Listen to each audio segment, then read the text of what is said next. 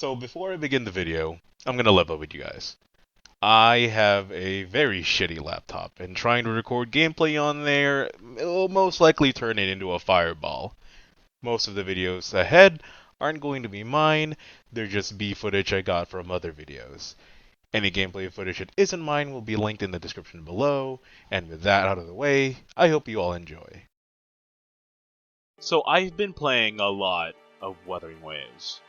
And I mean a lot of Wuthering Waves. And I mean a lot of Wuthering Waves.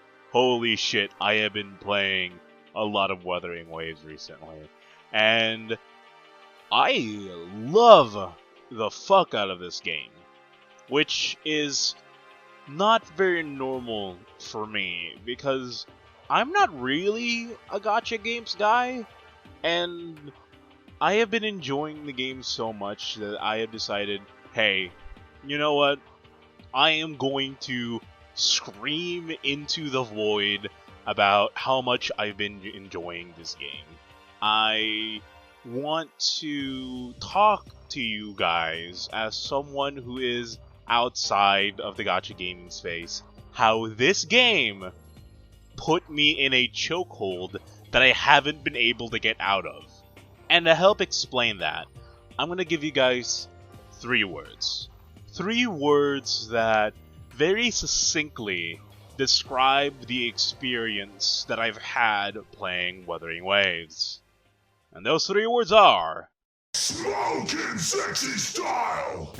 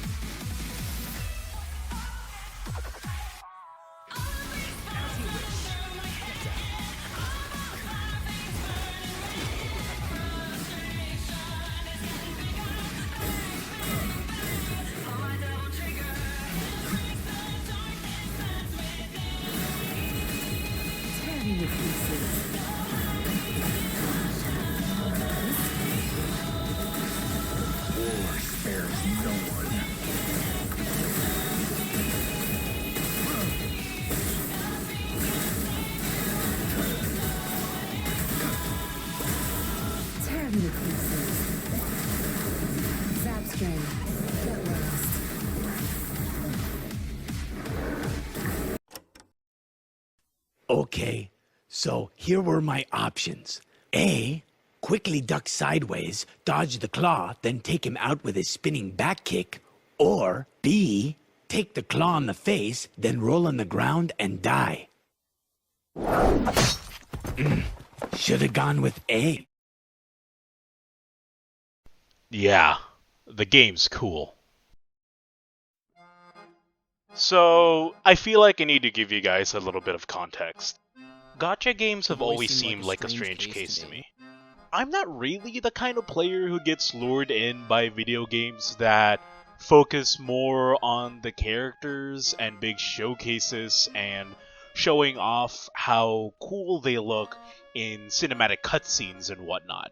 So, whenever I hear people talk about the latest characters getting released by their favorite gacha games, I kinda just tune that shit out. Now, what does entice me into listening about a video game is the gameplay. See, my goopy goblin brain seeks out stimulation in the form of destroying my hands with a controller. So when I see gameplay that looks like it was taken straight from a Devil May Cry game and ported into an open world RPG, now that gets me going.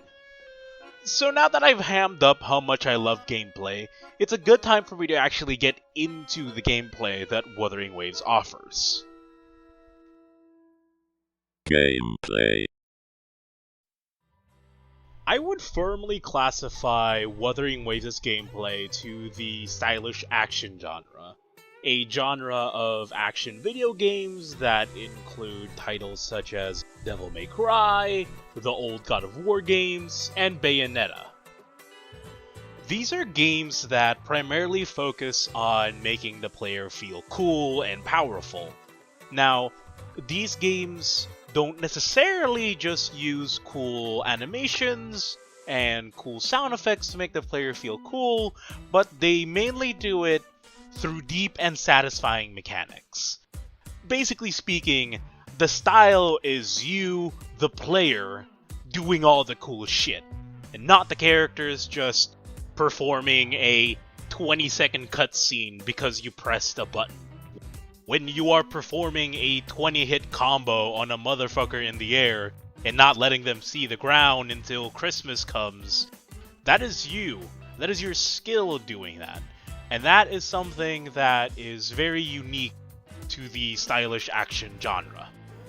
All this is to say is that Wuthering Waves is a game with a lot of intricacies to its combat system.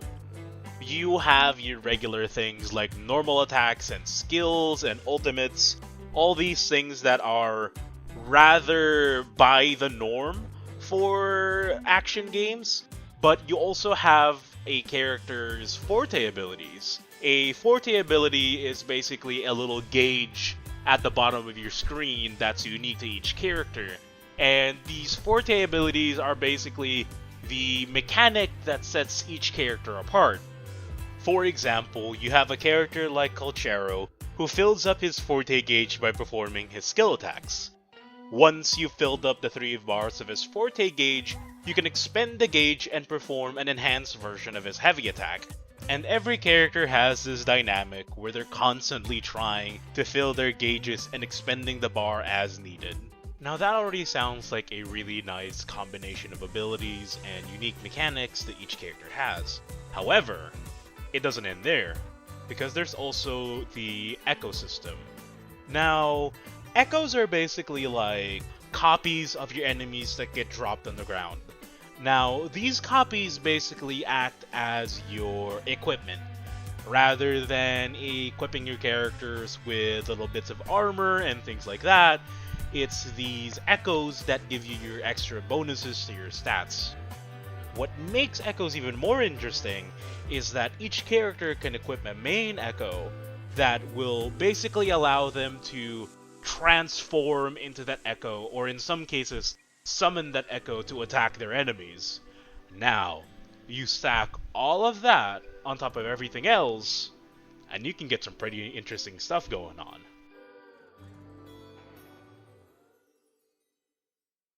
Now, what if I told you that there's even more to the combat?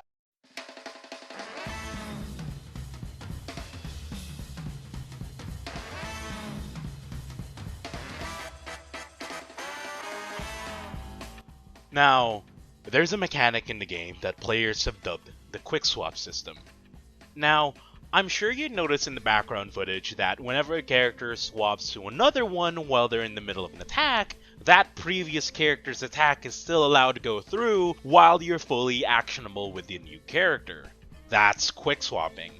Now, not only is the previous character allowed to finish the attack that they're currently doing, but they're also fully invincible while they're in this state.